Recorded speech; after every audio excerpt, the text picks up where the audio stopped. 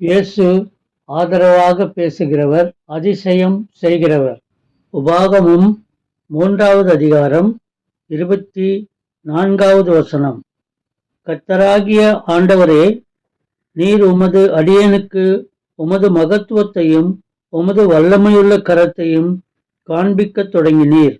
வானத்திலும் பூமியிலும் உம்முடைய கிரியைகளுக்கும் உம்முடைய வல்லமைகளுக்கும் ஒப்பாக செய்யத்தக்க தேவன் யார்? சங்கீதம் 18வது அதிகாரம் 35, 36 வசனங்கள். உம்முடைய இரட்சிப்பின் கேடகத்தை எனக்கு தந்தீர். உம்முடைய வலதுகரம் என்னை தாங்குகிறது. உம்முடைய காருண்யம் என்னை பெரியவனாக்கும். என் கால்கள் வழுவாதபடிக்கு நான் நடக்கிற வழியை அகலமாக்கினீர். நம்முடைய ஆண்டவரும் இரட்சகருமாகிய இயேசு கிறிஸ்துவின் கரம் எப்போதும் நமக்கு ஆதரவு அளிக்கிறதாயும் அதிசயம் செய்கிற கரமாகவும் இருக்கிறது. இயேசு உண்மையான தெய்வம், இன்றும் உயிரோடு இருக்கிறார். அவரால் நமக்கு எப்போதும் நன்மையும் கிருபையும் உண்டு. புதிய ஏற்பாட்டின் புத்தகத்தில் வாசிக்கிற போது மக்கள் அவரை தேடி சென்றதை விட அவர் மக்களை தேடி சென்று அவர்களிடத்தில் ஆதரவாக பேசினார். அவர்களுக்கு அதிசயம் செய்து தானே தேவகுமாரனாகிய இயேசு என்று வெளிப்படுத்தினார். இயேசு செய்த முதல் அற்புதம் கானாவூர் கல்யாணத்திலே தண்ணீரை திராட்சரசமாய் மாற்றினார். நான் சாதாரண மனிதனாக இருக்கிறேன் என்று சொல்லுகிறீர்களா? இயேசுவை அழைத்து பாருங்கள். அவர் உங்களுக்கு ஆதரவளித்து அதிசயம் செய்வார். இயேசு கடைசியாக சொன்ன ஆதரவான வார்த்தை, அவர் சிலுவையில் அறையப்பட்ட போது கள்ளனை ரட்சித்து, இன்று நீ என்னோடு பரதீசில் இருப்பாய் என்று சொன்ன வார்த்தையாகும்.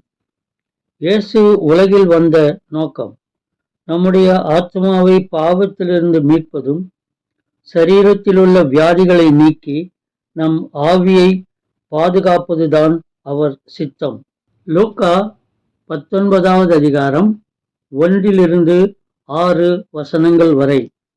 அவர் எரிகோவில் பிரவேசித்து அதன் வழியாக நடந்து போகையில் ஆயக்காரருக்கு தலைவனும் ஐஸ்வர்யவானுமாயிருந்த சகேயு என்னப்பட்ட ஒரு மனுஷன் இயேசு எப்படிப்பட்டவரோ என்று அவரை பார்க்க வகை தேடினான்.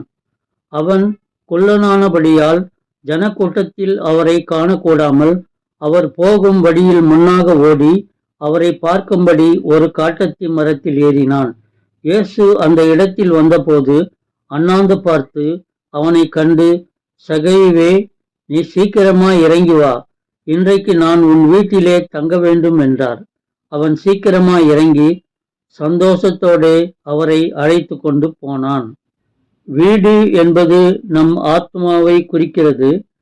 நம் வீடு என்னும் ஆத்மாவிற்குள் வருவதற்கு இயேசுவை நாம் அனுமதித்தால் அவர் நம் ஆத்மாவை சுத்திகரித்து அங்கே தங்குவார்.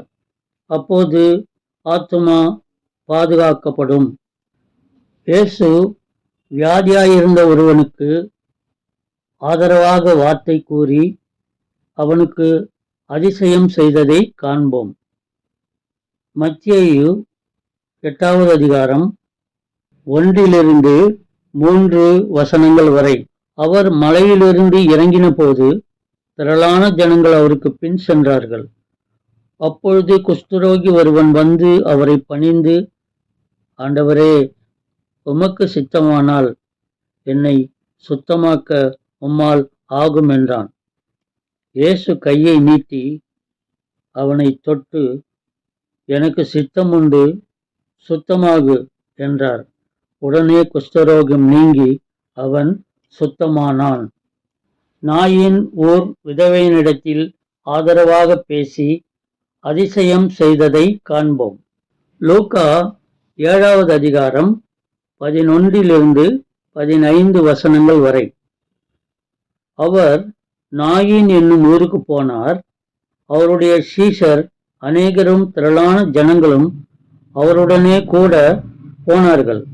அவர் ஊரின் வாசலுக்கு சமீபித்த போது மரித்து போன ஒருவனை அடக்கம் பண்ணும்படி கொண்டு வந்தார்கள். அவன் தன் தாய்க்கு ஒரே மகனாயிருந்தான். அவளோ கைம்பெண்ணாய் இருந்தாள். ஊராரில் வெகு ஜனங்கள் அவளுடனே கூட வந்தார்கள். கர்த்தர் அவளை பார்த்து அவள் மேல் மனதுருகி, அழாதே என்று சொல்லி கிட்ட வந்து பாடையை தொட்டார். அதை சுமந்தவர்கள் நின்றார்கள். அப்பொழுது அவர், வாலிபனே, எழுந்திரு என்று உனக்கு சொல்கிறேன் என்றார். மரித்தவன் எழுந்து உட்கார்ந்து பேசத் தொடங்கினான். அவனை அவன் தாயினிடத்தில் ஒப்புவித்தார். ஜெப ஆலய தலைவனின் மகளை இயேசு உயிரோடு எழுப்பி அந்த குடும்பத்தில் உள்ளவர்களிடத்தில் ஆதரவாக பேசி அதிசயம் செய்ததை காண்போம். மார்க்கு 5வது அதிகாரம் 22 24 வசனங்கள். ஜெப ஆலய தலைவரில் ஒருவனாகிய யவீரு என்பவன் வந்து அவரை கண்டவுடனே அவர் பாதத்திலே விழுந்து, என் குமாரத்தி மரண அவஸ்தைப்படுகிறாள். அவள் ஆரோக்கியம் அடையும்படிக்கு நீர் வந்து அவள் மேல் உமது கைகளை வையும், அப்பொழுது பிழைப்பாள் என்று அவரை மிகவும் வேண்டிக் கொண்டான். அவர் அவனோடே கூட போனார். வெகு ஜனங்களும் அவருக்கு பின் சென்றார்கள். மார்க்கு 5வது அதிகாரம் 35 43 வசனங்கள் வரை. ஜெப ஆலய தலைவனுடைய வீட்டிலிருந்து சிலர் வந்து, உம்முடைய குமாரத்தி மரித்து போனால் இனி ஏன் போதகரை வருத்தப்படுத்துகிறீர் என்றார்கள். அவர்கள் சொன்ன வார்த்தையை இயேசு கேட்டவுடனே ஜெப ஆலய தலைவன் நோக்கி, பயப்படாதே, விசுவாசமுள்ளவனாயிரு என்று சொல்லி பேதுருவையும் யாக்கோபையும் யாக்கோபின் சகோதரன் யோவானையும் தவிர வேறொருவரும் தம்மோடே வருகிறதற்கு இடம் கொடாமல் ஜெப ஆலய தலைவனுடைய வீட்டிலே வந்து சந்தடியையும் மிகவும் அழுது புலம்புகிறவர்களையும் கண்டு உள்ளே பிரவேசித்து, நீங்கள் சந்தடி பண்ணி அழுகிறதென்ன? பிள்ளை மரிக்கவில்லை, நித்திரையாயிருக்கிறாள் என்றார். அதற்காக அவரை பார்த்து நகைத்தார்கள். எல்லாரையும் அவர் வெளியே போக பண்ணி பிள்ளையின் தகப்பனையும் தாயையும் தம்மோடே வந்தவர்களை அழைத்து கொண்டு பிள்ளை இருந்த இடத்தில் பிரவேசித்து பிள்ளையின் கையை பிடித்து தலி தாகோமி என்றார். அதற்கு, சிறு பெண்ணை எழுந்திரு என்று உனக்கு சொல்கிறேன் என்று அர்த்தமாம். உடனே சிறு பெண் எழுந்து நடந்தாள். அவள் 12 வயதுள்ளவளாயிருந்தாள். அவர்கள் மிகுந்த ஆச்சரியப்பட்டு பிரமித்தார்கள். அதை ஒருவருக்கும் அறியாதபடி அவர்களுக்கு உறுதியாக கட்டளையிட்டு அவளுக்கு ஆகாரம் கொடுக்கும்படி சொன்னார். யோவான் 9வது அதிகாரம் 1-7 வசனங்கள் வரை. அவர் அப்புறம் போகையில் பிறவி குருடனாகிய ஒரு மனுஷனை கண்டார். அப்பொழுது அவருடைய சீஷர்கள் அவரை நோக்கி, ரபி, இவன் குருடனாய் பிறந்தது யார் செய்த பாவம்? இவன் செய்த பாவமோ இவனை பெற்றவர்கள் செய்த பாவமோ என்று கேட்டார்கள். இயேசு பிரதியுத்தரமாக, அது இவன் செய்த பாவமும் அல்ல, இவனை பெற்றவர்கள் செய்த பாவமும் அல்ல, தேவனுடைய கிரியைகள் இவனிடத்தில் வெளிப்படும் பொருட்டு இப்படி பிறந்தான். பகற்காலம் இருக்கும் மட்டும் நான் என்னை அனுப்பினவருடைய கிரியைகளை செய்ய வேண்டும். ஒருவனும் கிரியை செய்யக்கூடாத ராக்காலம் வருகிறது. நான் உலகத்தில் இருக்கையில் உலகத்திற்கு ஒளியாய் இருக்கிறேன் என்றார்.